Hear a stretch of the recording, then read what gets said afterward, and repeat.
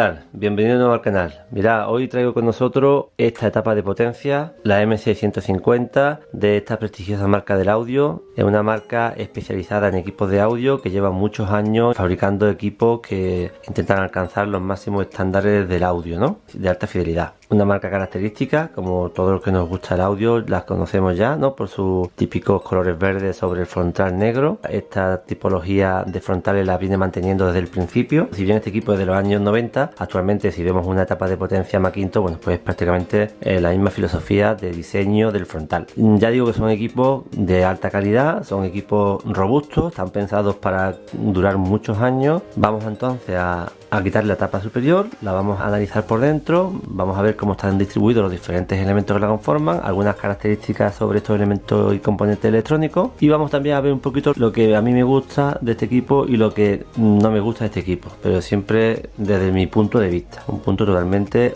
subjetivo y que no significa absolutamente nada, simplemente decir lo que me gusta y lo que no me gusta de esta etapa de potencia. Voy a proceder a quitar la chapa de arriba, la desmontamos y le damos un análisis de su interior. Quédate en el vídeo, suscríbete, venga, vamos allá. Como curiosidad os voy a dejar aquí por las tarjetas un vídeo en el cual comparo el sonido que entrega esta etapa de potencia con una etapa de potencia que digamos que dentro de lo que es el ranking audiófilo está muy por debajo de la que estáis viendo en pantalla. Hice un vídeo donde comparaba de la forma más objetiva posible el sonido final que entregan las dos etapas de potencia y yo prácticamente no encontré ningún tipo de diferencia a niveles de volumen bajo medio. Estuve escuchándolo durante varias semanas en casa, diferentes músicas, diferentes estilos, y ya os digo, entre volúmenes bajo y medio, altos no, porque bueno, no me gusta molestar a los vecinos, entonces pues en volúmenes bajo y medio yo no me percaté de ninguna diferencia entre esta etapa high-end y la Sony, que está en el mundo IFI, ¿no? Está por debajo de estas filosofías de equipo de este tipo de marca. Ya digo, lo dejo por la tarjeta por si alguien lo quiere ver. Acabo de quitarle la tapa superior y aquí estáis viendo los diferentes elementos que conforman al amplificador. Se puede observar que tiene una distribución bastante uniforme en cada uno de los elementos que conforman el amplificador. Cada módulo tiene su sitio dentro del chasis y, como la mayoría de las veces ocurre en este tipo de etapas de potencia, todo lo que es la fuente de alimentación ocupa el lugar central y a los dos lados de la fuente de alimentación tenemos los dos canales, ¿no? Las dos etapas amplificadoras. Bueno, este de aquí es el frontal del equipo.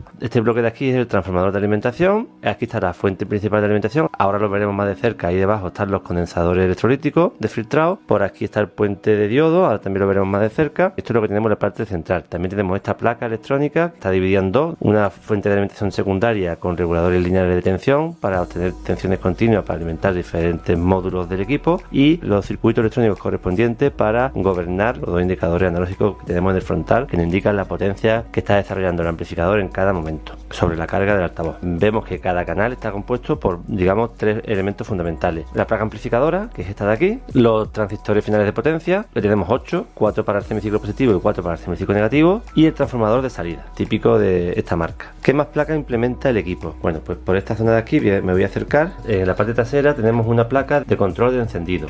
Con esto controlamos el encendido del equipo, ya sea desde el interruptor principal de encendido y apagado del equipo del panel frontal, como de una entrada remota que tiene en el panel trasero. Tenemos otra placa por la otra parte, que es para adaptar la señal de entrada a la tapa amplificadora o una tapa preamplificadora. Bien, aquí tenéis los detalles de la tapa preamplificadora. Estáis viendo que está compuesta por una serie de componentes electrónicos, entre ellos dos circuitos integrados que son amplificadores operacionales montados sobre unos zócalos de plástico, que la verdad que esto es algo que no me gusta mucho de este equipo, algo que no me cuadra mucho con la filosofía de esta marca. Esta filosofía audiófila de conseguir lo máximo, bueno, pues poner un zócalo aquí me parece algo, aunque solamente sea estético, me parece un poco que no está a la altura de este equipo. Bueno, junto al transformador principal de alimentación tenemos la placa de alimentación principal y debajo de ella tenemos los condensadores electrolíticos de alimentación. Bueno, aquí junto a los condensadores tenemos el puente rectificador, como podéis ver ahí. Bueno, ahí podéis ver que monta 18.000 microfaradios. A ver, esta capacidad de 18.000 microfaradios es la que realmente necesita el equipo, tanto para su funcionamiento, digamos, en condiciones nominales, como para los diferentes momentos o instantes en los que tenga que desarrollar picos de potencia debido al rango dinámico de la música, ¿no? Bueno, pues 18.000 microfaradios es lo que necesita, no necesita ni más ni menos. Esto es un tema que también se habla mucho por parte de los fabricantes y por parte de mucha gente, de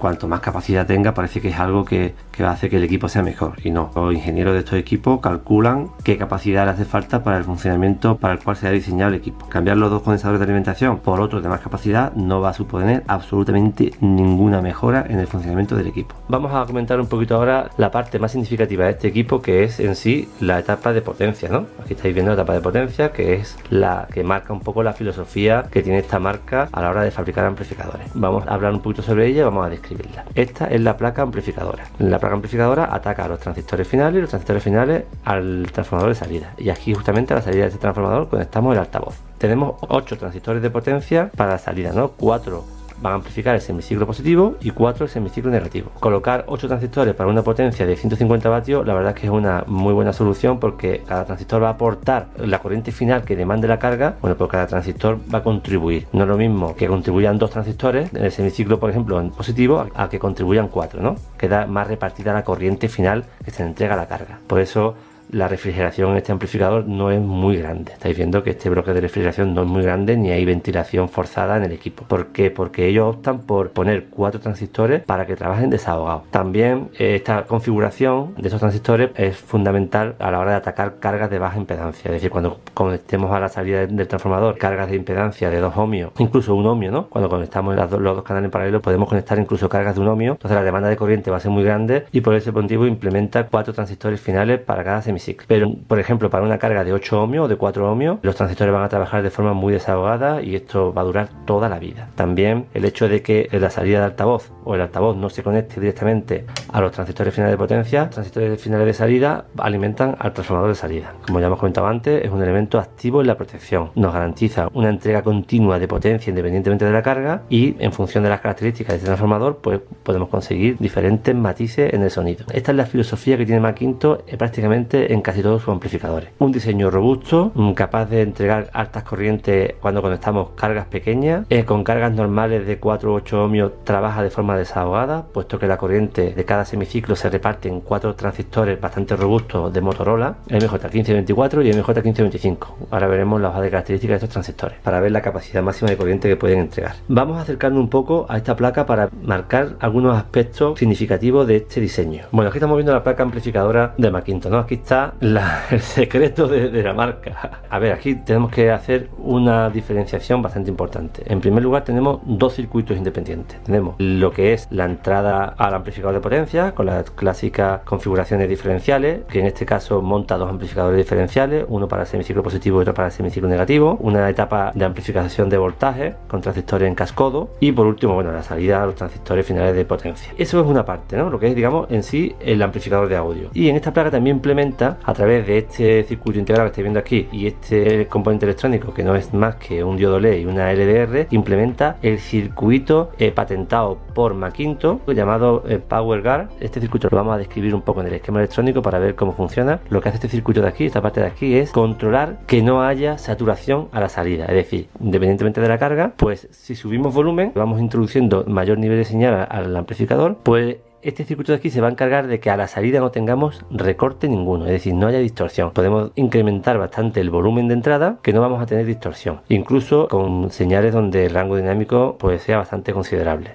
No vamos a tener distorsión. Eso es lo que nos dice Makintosh, y eso implementa este circuito de aquí, este amplificador operacional, este conjunto LDR LED y estos transistores. Esto queda incluido en el bucle de preamplificación. Obtiene una muestra de la señal de salida, obtiene una muestra de la señal de entrada, las compara, y si hay saturación en la salida, pues baja la entrada, haciendo que nunca haya saturación. Un circuito característico y típico de Makintosh. Además, lo hace a través de un LED y una fotocélula, haciendo que no haya interferencia ninguna entre la entrada y la salida. Lo hace a través de un enlace óptico. Por otra parte, vemos que el multi de la etapa de potencia, al tener transformador de salida, pues no tenemos los típicos relés del circuito protector de altavoces que hay en otras configuraciones. En este caso, Makintosh pone el relé a la entrada de la señal de audio al amplificador, consiguiendo el muting de forma más rápida y más eficiente. En pantalla tenéis el manual de servicio técnico del amplificador. Estamos viendo la hoja de especificaciones técnicas. Nos vamos a centrar esta funcionalidad en patentada por Macintosh, que es la que hemos visto en el circuito electrónico, y nos previene del recorte y nos garantiza que la distorsión armónica total no va a superar el 2%. Vamos a ver cómo implementa esta funcionalidad Macintosh en el esquema electrónico. Vamos a buscar el esquema de la etapa de potencia. Por aquí ya tenemos el circuito amplificador. Bueno, el circuito amplificador está formado por este circuito que veis en pantalla, o esta parte del circuito que veis en pantalla, que continúa con esta y termina con esta. El amplificador operacional que hemos visto en la placa del amplificador lo conforma este operacional y este operacional, es decir, los dos operacionales están dentro del mismo chip, y es aquí donde Macintosh implementa este sistema suyo para evitar el recorte, el sistema este de Power Gas. Si observamos que tenemos la entrada de música a la tipología clásica del amplificador, entramos directamente a los amplificadores diferenciales para semiciclos positivo y negativo. Vemos que de la señal de entrada, que es esta línea de aquí, por aquí entendemos la señal de entrada, obtenemos una muestra para aplicarla a este amplificador operacional. Bien, en la otra entrada del amplificador operacional aplicamos una muestra. Si continuamos con esta línea, pues vemos que estamos aplicando una muestra de la señal de salida. Esta línea de aquí corresponde exactamente a esta línea que viene justamente de la salida del equipo. Es decir, este amplificador operacional nos compara la señal de entrada y la señal de salida, y en función de la diferencia que haya entre ellas, pues va a actuar sobre la luminosidad de este diodo LED. Este diodo LED, que es el que hemos visto antes, que estaba en el módulo junto con la LDR, pues va a iluminar más o menos a la resistencia variable, a la LDR. Este es el enlace óptico que antes comentaba en la placa. La mayor o menor iluminación por parte del diodo LED sobre la LDR, pues va a hacer variar el valor de la resistencia, modificando la ganancia de esta etapa preamplificadora. Esta etapa preamplificadora viene incluida en el bucle de preamplificación de entrada. En función de la diferencia que haya entre la señal de salida y la señal de entrada, pues vamos a obtener una variación de ganancia en este circuito, permitiendo la modificación del nivel de señal para evitar la distorsión o el recorte de la señal de salida, manteniendo la distorsión armónica total del circuito amplificador en los límites establecidos por el fabricante. Bien, aquí también estamos viendo el relé de muting. En este equipo el relé de muting está a la entrada de la señal de audio a la etapa diferencial. En equipos que no llevan transformadores de salida, este relé está a la salida de los transistores finales de potencia. También podemos observar cómo Macintosh monta transistores que vienen ya emparejados de fábrica. Veis, ¿no? En vez de tener dos transistores independientes, como puede ser por ejemplo estos dos de aquí, pues monta transistores ya emparejados. Aquí estáis viendo los dos transistores que monta Macintosh como amplificadores diferenciales. Bueno, si comentamos algunos detalles más de este circuito, pues decirlo que por ejemplo para la polarización de los transistores más importantes, o de las partes más sensibles del circuito, como son por ejemplo los amplificadores diferenciales o las diferentes fuentes de intensidad, vemos que utiliza resistencias de baja tolerancia. Todas las que veis azules son resistencias de baja tolerancia. Estas creo que son de un 1%, sin embargo estas que veis aquí pues son de tolerancias más altas, que no van a aportar nada a la reducción de la distorsión y a la estabilidad del circuito. También vemos que los condensadores que emplea para la entrada de señal, bueno, pues son muy normales, ahí no, no han hecho nada especial. Y después, bueno, pues el detalle este de todos los circuitos integrados que están en el equipo, los monta sobre zócalos de plástico. Es algo que la verdad es que a mí no me gusta mucho. Bueno, realmente es muy difícil de saber si esto influye mucho en el sonido o no, pero bueno, para una marca premium como es esta que estamos viendo, bueno, pues poner estos circuitos integrados sobre un zócalo de plástico, bueno, pues la verdad es que no me parece lo más propio. Deberían de haber soldado directamente el circuito integrado sobre la placa. Es algo que no me acaba de gustar, teniendo en cuenta la filosofía de este tipo de marcas. Con respecto a los transistores finales de potencia, bueno, pues monta clásico 1524 y 1525. La hoja de características del 1525, del MJ1525. El complementario es el MJ1524 y bueno, una de las principales aplicaciones por las que se desarrolló este transistor era para los amplificadores de audio de alta potencia. Son transistores con una alta ganancia en corriente continua y son transistores muy robustos, es decir, pueden llegar a soportar corrientes de colector de forma continua de hasta 16 amperios y tensiones colector-emisor de 250 voltios. Estos transistores actualmente se usan menos. En la década de los 90, de los 2000, inclusive 2010 se utilizaban muchísimo en muchísimos equipos de alta potencia y de alta gama. Bueno, un detalle es que hay amplificadores de audio de 100 vatios que desarrollan esta potencia con solo dos transistores de esta serie. Con 4 transistores hay amplificadores ya que alcanzan los 200 vatios. Sin embargo, Macintosh para la MC150 implementa 8 transistores por canal para desarrollar 150 vatios. Es por ello que digo que trabajan de forma muy desahogada y también permite conectar carga de hasta 1 ohmio a la salida del amplificador. Buen transistor de alta potencia.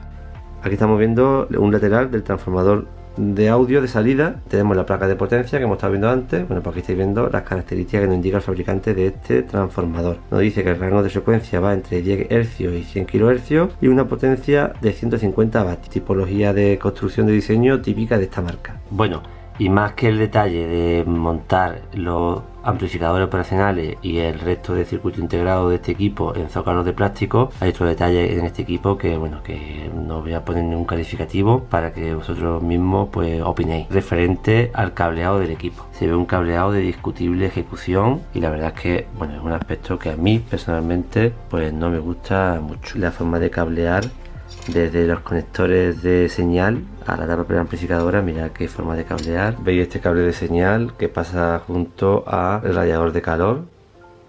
Después muchas personas se gastan grandes cantidades de dinero en cables de audio de baja frecuencia y no tienen en cuenta que después, bueno, pues en el interior del equipo nos podemos encontrar ejecuciones como la que estáis viendo en pantalla. Los cables de altavoces, cómo discurren, de qué forma discurren, van mezclado, cables de control, cables de alimentaciones, cables de altavoces. La verdad es que a mí personalmente el cableado de este equipo no me parece un cableado que esté a la altura de esta marca. Sí es cierto que he abierto otros equipos para repararlo de esta marca y no me he encontrado el nivel de ejecución que tiene este equipo. E incluso hay detalles como por ejemplo, que estáis viendo en pantalla, el cable liado y cogido con una brida. No sé si es que tiene algún sentido a la hora de desmontar el equipo, pero no sé. Para eso están los conectores. En cualquier rincón vemos un cableado que bueno, valorarlo por vosotros mismos y sacar conclusiones. Principalmente esos son los dos aspectos que menos me gustan de este equipo. Por supuesto el cableado y después el hecho de montar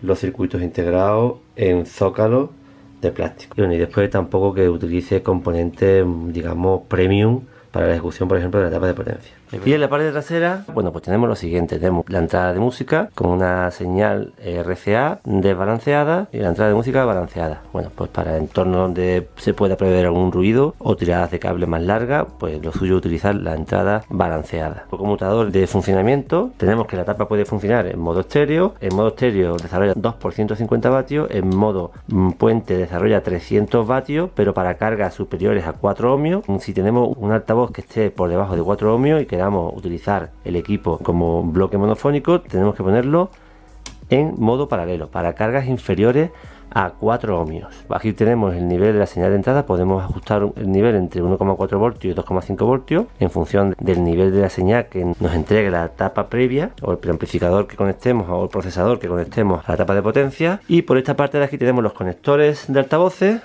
Si el altavoz de 2, de 4, de 8 ohmios, bueno, pues pondríamos el negativo del altavoz en este común y en función de la impedancia del altavoz pues pondríamos en 2, 4 u 8 ohmios. La conexión estéreo, pues la verdad es que es bastante sencilla. Tanto con un altavoz conectado entre común y 4 como con el otro altavoz conectado entre común y 8 tendríamos la misma potencia, 150 vatios. Esto es algo característico también de este tipo de equipo. Bien, si ahora queremos utilizar el equipo como bloque monofónico, tendríamos que actuar sobre el conmutador de modo, es decir, sobre este conmutador de aquí, lo pondríamos por ejemplo en puente y podríamos utilizar este amplificador como un amplificador monofónico en puente. Para ello miraríamos esta tablita que es muy importante y veríamos que en puente la carga mínima a emplear sería de 4 ohmios, bueno, que la señal de entrada monofónica la deberíamos de introducir por el canal derecho, tanto en la entrada desbalanceada como en la entrada balanceada utilizaríamos el canal derecho, es decir, este y este. La impedancia mínima que podemos conectar en modo puente son 4 ohmios, podemos conectar 4, 8 y 16 y donde deberíamos de conectar los dos cables del altavoz. Si utilizamos por ejemplo una impedancia de un altavoz de 4 ohmios, pues el cable negativo lo pondríamos en R2, es decir aquí, y el cable positivo en R2, aquí. Entonces los dos cables del altavoz vendrían uno aquí y el otro aquí. Para el de 8 ohmios el negativo del altavoz en R4 y el positivo en R4. Eso en configuración puente. Si vamos a utilizar cargas por debajo o altavoces por debajo de 4 ohmios, pues deberemos de configurar nuestro equipo en configuración paralelo. Pues igualmente ponemos nuestro conmutador en paralelo. Bueno, y ahora ¿cómo se conectaría el altavoz? Nuevamente la señal monofónica la debemos de introducir por el canal derecho. Por ejemplo, si tenemos un altavoz de 2 ohmios, el cable negativo lo ponemos en este y de aquí sacamos un cable a este y tendríamos la conexión negativa. La conexión positiva por ejemplo, si nuestro altavoz es de 2 ohmios, pues a L4 y a R4. Pues cuidado que si el altavoz es de 2 ohmios, L4 y R4 son las que debemos utilizar para la conexión positiva del altavoz. Iríamos con el cable positivo del altavoz, por ejemplo, aquí a R4, y de aquí sacaríamos otro cable a L4. Importante saber conectar la impedancia, puede desarrollar la potencia y las características para la cual se ha diseñado, y evitemos calentar en exceso el transformador de salida y que con el tiempo se deteriore y vaya perdiendo las características, incluso puede llegar a quemarlo. En esta zona de aquí pues tenemos la conexión de toma de corriente, el fusible y el bus de encendido remoto. Bien, si tenemos por ejemplo un preamplificador y dos de estas etapas como bloques monofónicos, del preamplificador vendría un cable de control a la entrada y de la salida de esta etapa iría a la entrada de la otra, de tal forma que encendiendo el preamplificador se encienden las dos etapas de potencia. Una de las cosas que caracteriza a esta marca es la flexibilidad que nos ofrece en su conectividad. Cualquier preamplificador moderno de esta marca, actual de esta marca, pues tiene un panel trasero con todo tipo de conectividad y de flexibilidad que nos ayuda bastante a hacer las interconexiones entre los diferentes equipos que tengamos y poder elegir siempre la conexión más óptima. Bueno, espero que os haya gustado el vídeo. Si es así, suscribiros al canal. Seguiremos haciendo este tipo de análisis con más equipos de audio que iremos subiendo a la lista de reproducción correspondiente, que os la dejo en la descripción del vídeo. Y nada, pues lo dicho, suscribiros si os apetece, cuidaros y nos escuchamos en el siguiente.